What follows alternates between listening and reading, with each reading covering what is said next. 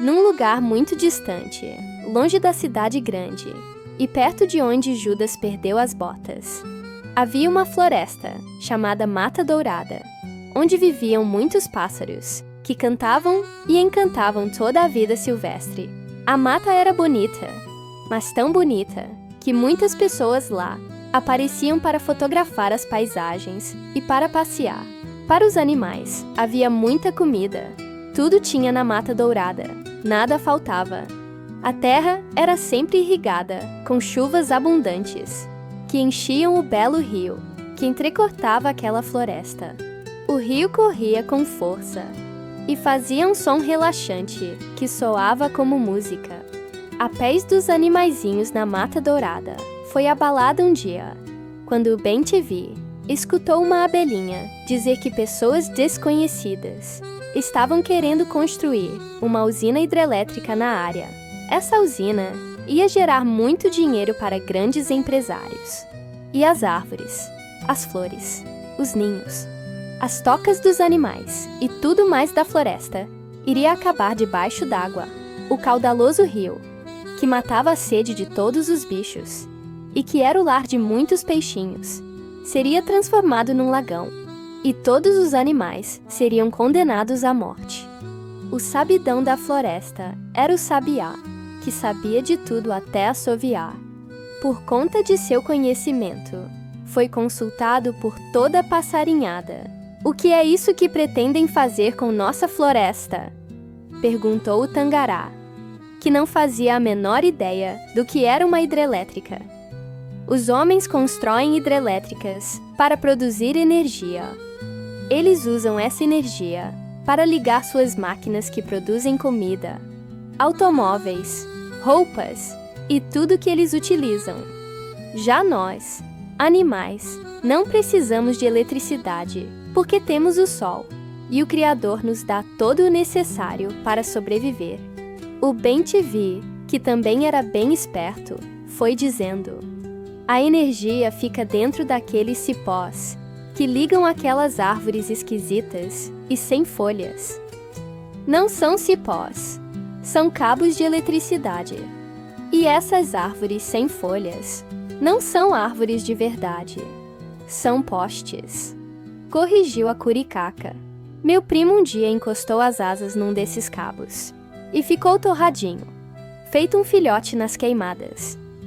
Esses fios são muito perigosos", completou. A andorinha discordou. "Eu sempre descanso nesses cipós lisos e nunca tomei nenhum choquezinho sequer." "É porque você é menor que a curicaca, amiga andorinha. Como você é pequenina, você consegue repousar num cabo sem tocar em outro. Mas às vezes, as aves maiores se enroscam em 2 cabos, e daí acontece aquele estouro", comentou o sabiá. Papo vai, papo vem entre as aves da Mata Dourada. O suiriri falou que também não se incomodava com aquelas árvores diferentes. Os postes, pois até seu ninho fazia neles. O pintacilgo contou a todos que seu colega pica-pau branco, certa vez, quase quebrou o bico, tentando comer um bichinho naquele treco duro. "Mas afinal, que mal tem essa tal de hidrelétrica?" questionou o Tico-Tico. O sabiá já foi respondendo: "A hidrelétrica vai transformar o rio numa represa grande, que vai encher e inundar toda a nossa floresta. Assim vai começar uma grande tragédia. A saracura do mato, que antes vivia numa outra floresta, alagada por usinas, contou que sua família foi toda engolida pelo grande lago de uma hidrelétrica. Tudo foi muito rápido. Os passarinhos que sabiam voar se salvaram, mas os pobres filhotinhos não tiveram a mesma sorte e foram engolidos pela água. O que iremos fazer então? Como impedir essa coisa horrível?" indagou a lavadeira mascarada. "Só tem um jeito", respondeu o sabiá. "Vamos fazer uma grande revoada para alertar a população do perigo da construção dessa hidrelétrica." O papagaio verdadeiro, que sabia falar como gente, foi eleito o porta-voz da passarinhada. "Mas para quem devo falar?" perguntou ele. Vamos achar uma pessoa de bom coração que se preocupe com a gente, sugeriu o Beija-Flor, dando início ao projeto de salvar a Mata Dourada. As aves se dividiram em grupos e saíram à procura de um salvador para a floresta. Voaram por toda a cidade e acabaram vendo coisas muito assustadoras, como passarinhos presos em gaiolas. Algumas dessas prisões eram até bonitinhas, mas a situação não era nada agradável para quem era obrigado a viver naquele aperto, sem liberdade para voar e procurar sua própria comidinha saudável. O canário da terra verdadeiro se lembrou de um familiar e contou a história para os amiguinhos. Eu tinha um parente que foi colocado nessas prisões. Seu dono dizia gostar muito de pássaros e fazia de tudo para eles. Limpava a gaiola todos os dias, trocava a comida, água e até fez um ninho bem confortável.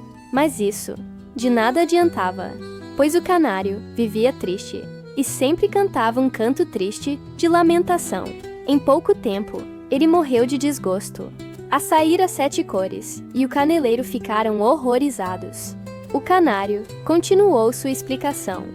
Os pássaros que nascem em gaiolas não têm opção de alimentação.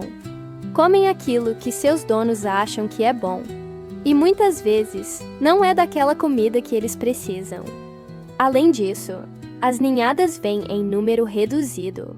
As fêmeas em cativeiro têm poucos filhotes e poucos deles sobrevivem, pois não conseguem se habituar à vida naquele pequeno lugar. A Saíra Preciosa comentou que dentro de uma gaiola é impossível voar. Assim os passarinhos crescem com as asas atrofiadas, se tornando presas fáceis para os predadores. Na cidade, os habitantes da Mata Dourada viram também pessoas atirando pedras contra os pássaros com um instrumento feito de galho e borracha. Isso se chama estilingue, comentou o canarinho, que chamou a atenção dos amigos para o grande número de árvores cortadas. Na cidade, os seres humanos não imaginam o bem que uma árvore faz para o meio ambiente. Ela purifica o ar, faz sombra e colabora com a liberação de água na atmosfera, formando chuva, concluiu. E depois, os humanos reclamam da falta de chuva e do calor insuportável, disse a Saíra. O João de Barro, que se aproximava, juntamente com uma turminha de pássaros, comentou que as árvores cortadas nas cidades poderiam servir de moradias para muitas aves, se fossem preservadas e cultivadas pelos humanos. No entanto, para as aves da Mata Dourada, parecia que tudo estava perdido na cidade. Onde poderiam eles, pobres passarinhos, encontrar ajuda para salvar a floresta em que viviam? Foi então que o Quero-Quero teve uma brilhante ideia. Vamos a uma escola. Lá existem muitas crianças, e ali vamos observá-las para ver quem poderá nos defender. Cada grupo de passarinhos foi para uma escola diferente daquela pequena cidade. Lá, encontraram muitas crianças brincando no recreio. Todas pareciam muito contentes. Como podemos chamar a atenção desta garotada? Questionou o soldadinho. Que tal um de nós fingir que caiu do telhado? Sugeriu o Gibão de Couro. Parece legal, mas é muito arriscado.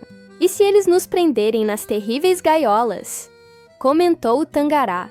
Devemos correr o risco, mas acho que as crianças não vão fazer essa crueldade conosco, pois elas aprendem que não devem prender as aves, pois precisam proteger o meio ambiente e engaiolar animais silvestres é crime, lembrou o Suiriri.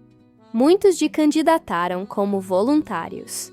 Então, fizeram uma breve eleição, e o escolhido para fazer a cena foi o Azulão. Hora de partir para a grande missão. Com muita coragem e numa interpretação digna de artista, o Azulão voou para perto das crianças, bem baixinho, e fingiu cair perto delas. As crianças logo o rodearam, e um menino pegou-o delicadamente e começou a acariciá-lo. Os outros garotos logo foram pegar água e trouxeram também uma caixinha para que a ave repousasse. O pequeno azulão tremia de medo das crianças, mas logo foi se acalmando, pois percebeu que elas não tinham má intenção. O bondoso menino colocou o pássaro na caixinha com todo cuidado e dentro dela também pôs comida. Azulão olhou para aquele alimento esquisito e não teve coragem de prová-lo. Outros meninos da escola queriam colocar o passarinho numa gaiola, mas o bom menino logo recusou a oferta. Coitado! Vocês gostariam de ser presos num pequeno quarto? Vou deixar o passarinho nesta caixinha, e quando ele estiver bem e se recuperar, poderá voar novamente para a floresta, seu verdadeiro lar. Era a hora do papagaio abordar o garoto e contar o drama que estava afligindo os moradores da Mata Dourada. A ave falante se aproximou do menino e relatou: "Sabe, menino, a passarada está correndo um grande perigo. Tem uns homens querendo fazer uma grande represa no nosso rio, e dizem que ela vai inundar e destruir toda a nossa floresta." E assim o papagaio contou tudo o que sabia sobre a hidrelétrica para o garotinho. O menino ouviu tudo atentamente e prometeu aos passarinhos que ia reunir a criançada de todas as escolas para fazer uma grande manifestação em prol dos amiguinhos animais. A garotada conseguiu apoio dos professores e também dos seus familiares, e logo toda a população da cidade estava mobilizada para lutar a favor dos passarinhos e de toda a bicharada. Com a ajuda de bons políticos, conseguiram criar leis que protegiam o rio e a floresta. Na escola, aprenderam que existem outras formas de produzir energia elétrica: energia solar, através do sol; eólica, através dos ventos; e outras que não causam nenhum dano à natureza. Toda essa batalha pela preservação da Mata Dourada e pela vida de seus moradores foi possível graças à mobilização dos passarinhos e à atitude daquele menino que se preocupou em ajudar o azulão. A manifestação foi um sucesso. Os homens que queriam construir a hidrelétrica foram obrigados a voltar para sua cidade, e a vida na Mata Dourada voltou ao normal. Os pássaros continuaram cumprindo seu papel na dispersão de sementes, polinização de flores e contenção de insetos. A floresta continuou linda, cheia de frondosas árvores, flores e frutos, que seguiam alimentando toda a avifauna. E o rio continuou limpo, caudaloso, repleto de peixes e correndo cheio de vida, proporcionando alegria e beleza a todos.